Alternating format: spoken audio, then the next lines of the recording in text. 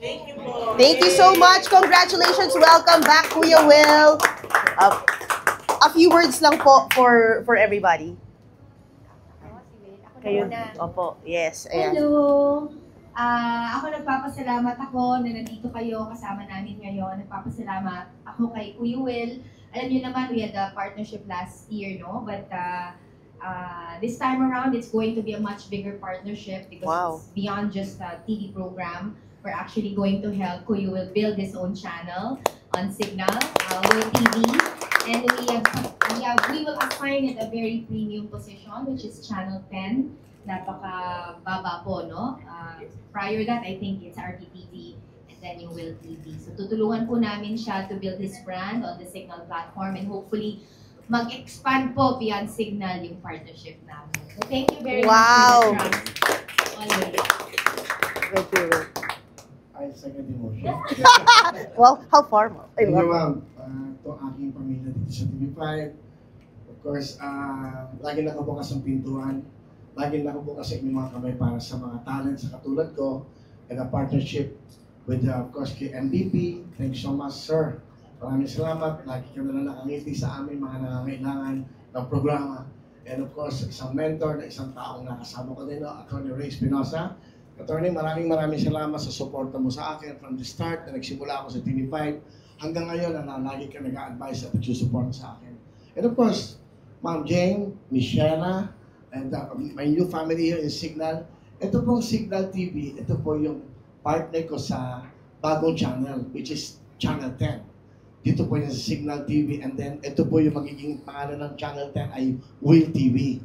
Na pinangalan po ni Ma'am Jane sa amin, sabi niya, Will TV ang lagay mo.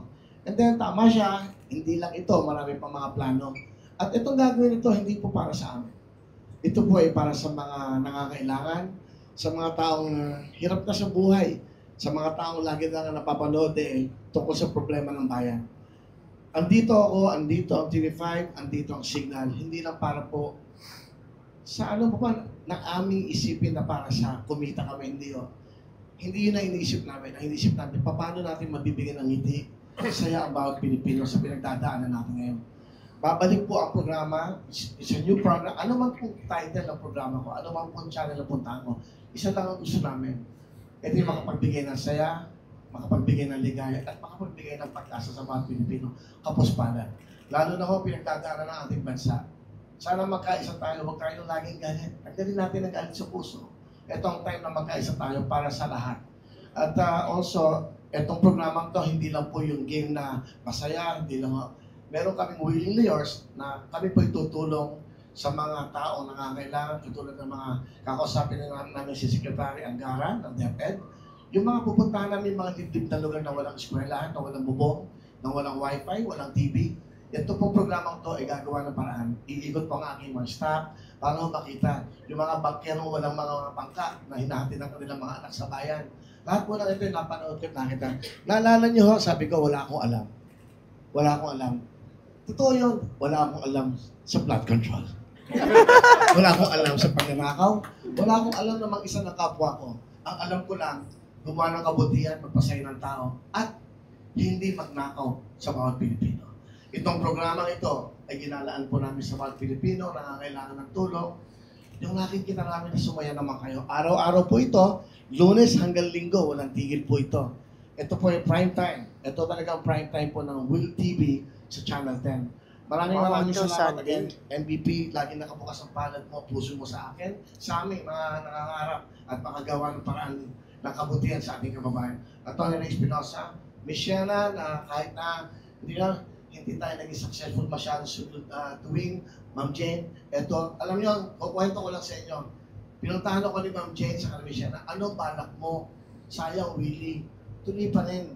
Hindi po niya ako pinabayaan. Hindi po. Nung time na natalo ako, sabi ko, Ma'am, medyo papahinga na muna ako sa industriya nito.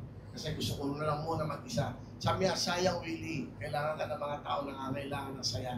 And then from there, nag-isip ulit ako. Siya ulit yung nagbuhay ng isip ko at puso ko na makapagprograma. And then another time, sinamahan na naman po niya ako. Pinuntahan na naman po niya ako. Bigla-bigla. Oh, anong balak mo? Ano plano mo? So, kung walang mga boss na ganyan, sa katulad ko na medyo nagda-down sa buhay, hindi ka ma-uplift eh. Hindi angat ang buhay mo. So katulad doon ng mga tao dito sa TV5, saka dito, wala akong nakitang intriga. Walang away, lahat nakangiti ang mga tao. Kaya nga, ibang pakiramdam mo pag nandito ka sa Kapatid Channel. Again, maraming salamat. Wow, bravo. Okay, magalala, itong programa to ay para sa inyo.